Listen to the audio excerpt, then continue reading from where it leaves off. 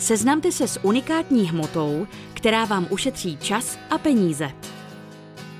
Bohemix je obalovaná asfaltová směs pro použití za studena v každém ročním období.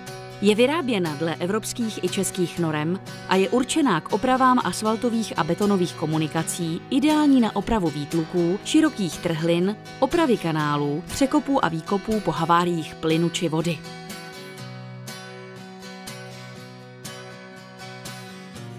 Po dokončení opravy lze toto místo ihned uvolnit k silničnímu provozu.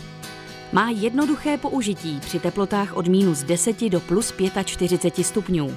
Při práci s hmotou Bohemix stačí jedna pracovní síla.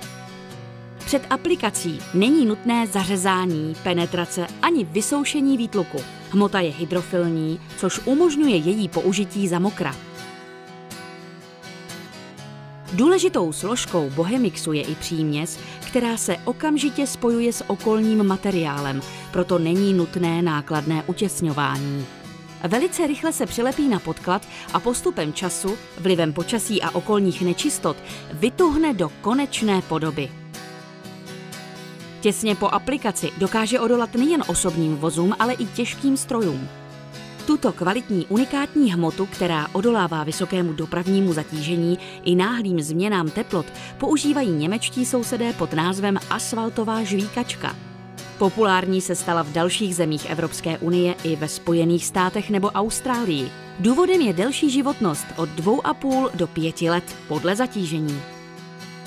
Bohemix je ekologický a lze jej skladovat stejným způsobem jako například štěrk nebo písek.